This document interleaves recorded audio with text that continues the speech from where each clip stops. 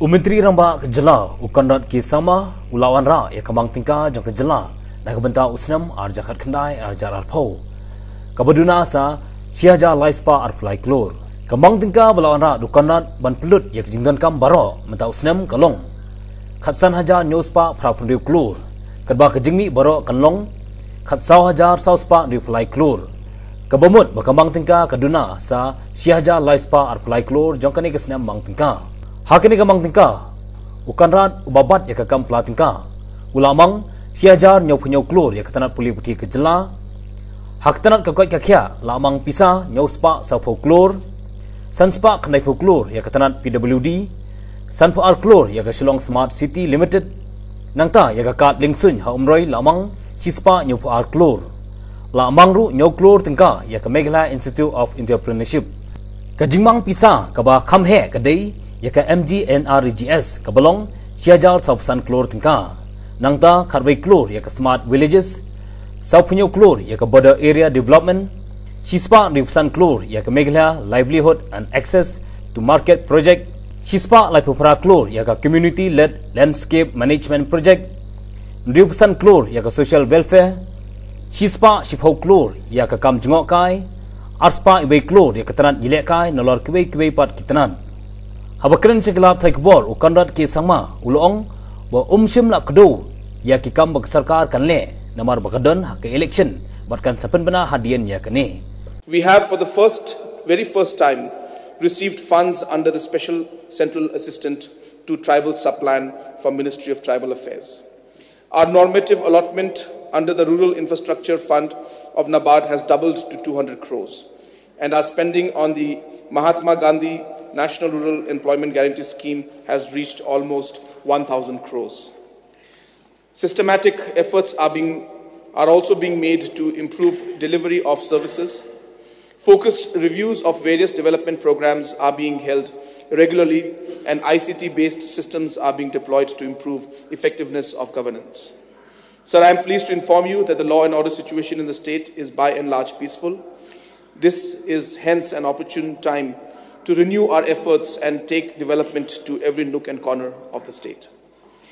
Mr. Deputy Speaker, sir, I also want to apprise the House that we are committed to acting promptly and decisively in order to safeguard the sentiments of our indigenous people.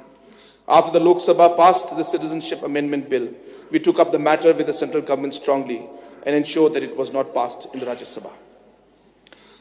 For the year 2017-18, the gross state domestic product at current market price was 29,864 crores as per the quick estimates, which shows an increase of 10.33% over the previous year.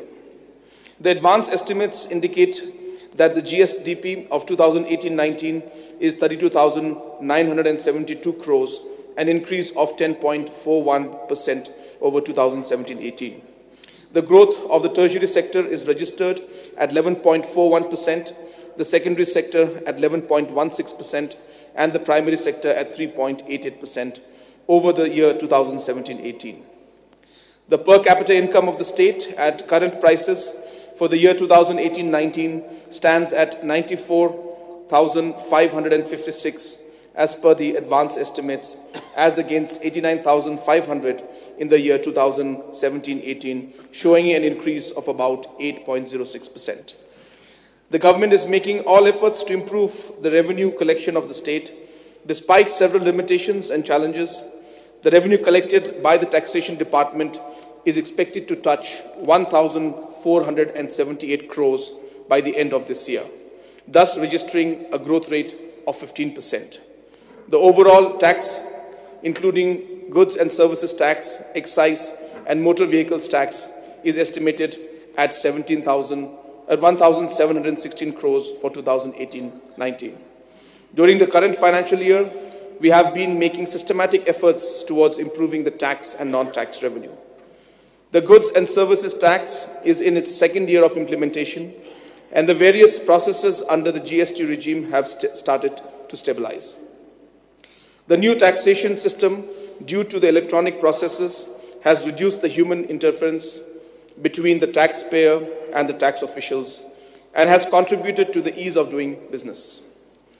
The improved performance of the state in the second year of GST implementation can be gauged from the fact that only 73 crores was provided as compensation in 2018-19 by the central government against 124 crores in 17-18. In the transport sector, we have deployed a number of revenue-enhancing measures, like increasing permit fee for commercial vehicles entering Meghalaya, revision of rates for registration of vehicles, auction of preferred number plates, revision of pollution testing fees, and recovery of dues from lessees of way bridges. These measures have already started showing results, and the expected revenue in the current financial year is higher than the budget estimates. The process for setting up the fully automated weigh-in-motion system at check gates and QR coding of challans has been initiated. I expect the revenue in the sector to improve significantly once these IT-enabled systems are in place in the next financial year. The government has amended the Meghalaya Minor Minerals Concession Rule 2016 to include 19 more minor minerals. The amended MMM-CR 2016 has simplified the process of granting mining leases and quarry permits and delegated the power for approval of mining plans to mining officers and engineers. So far, 225 letters of intent have been issued and about 69 mining leases have been granted. We have also enhanced royalty rates for minor minerals. We have accorded highest priority to the task of improving revenue collection, and I have been conducting regular reviews of all the major revenue-generating departments. To ensure concerted action on this, I have also constituted a committee in the finance department. This committee has been methodically looking into all issues related to bettering the revenue collection and resolving interdepartmental coordination issues. Given all this, I am confident that the revenue collection of the state would improve significantly in the next financial year. For the year 2019-20, I have estimated 2,090 crores and a 601 crore for tax and non-tax revenue collection respectively. So you are aware that 19-20 is the last financial year for the 14th Finance Commission Award. The 15th Finance Commission has been constituted and will consider devolution-related issues for the period of 2020-25. We have already submitted our memorandum to the Commission and are optimistic that the Commission Award will be favourable to the state. Prioritizing human development, education and health. Sir, a well-educated and healthy population is the bedrock on which all developmental efforts of the government and the future of our society depends. Accordingly, we are making concerted efforts to strengthen education-related services. We notified the state education policy in September 2018. Providing quality education at all levels and enabling learners to develop their full potential and acquire the knowledge and skills for gainful employment are being prioritized.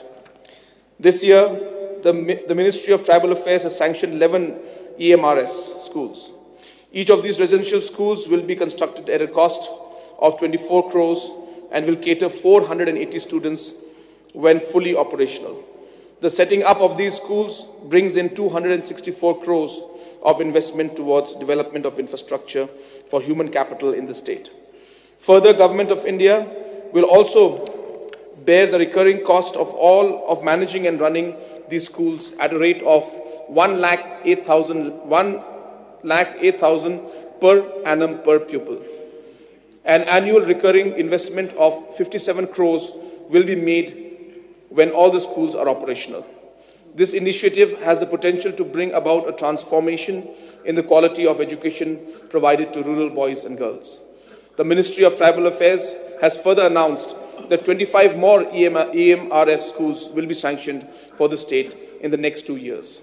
Sir, I want to underscore the fact that we could mobilize such massive investment into the sector in just 1 year. In secondary education, we are making major investments through the Asian Development Bank funded project supporting human capital development in Meghalaya.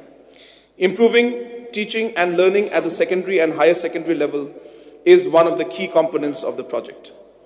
Under this, the subcomponents are building basic infrastructure, teacher training, and promoting IT-enabled training.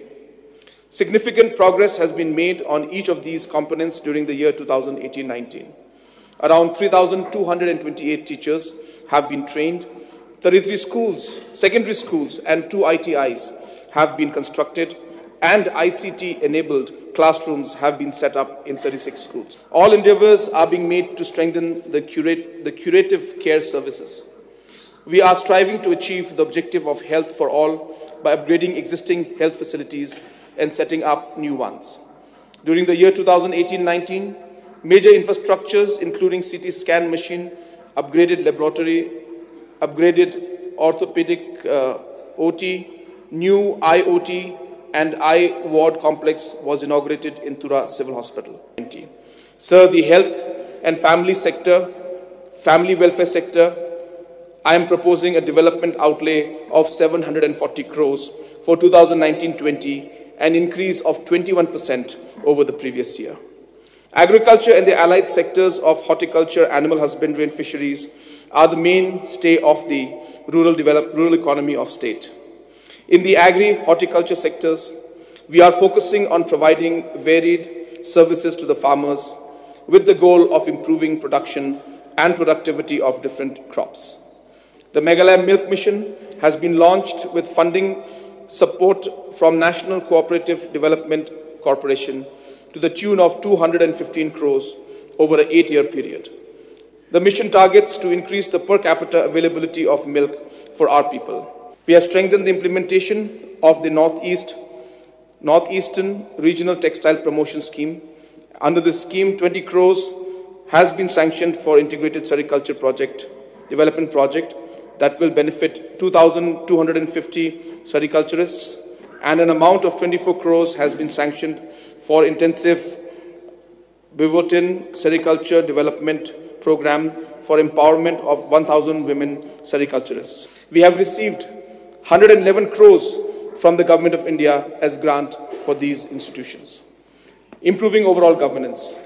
So we realize that improving governance is a cross-cutting reform that will contribute to gain across the government system. My ministers and I have started systematic monthly reviews of different government departments and the deputy commissioners to infuse the necessary seriousness into the whole system, into the whole government machinery.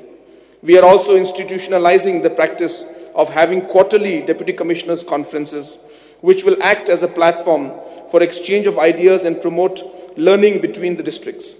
Directions have also been issued to deputy commissioners to do systematic review of all departments at least once every 2 months and to do extensive field visits and inspections. We are also planning to have cabinet meetings at different district headquarters on a rotation basis. All these steps are aimed at making the administration more responsive and effective.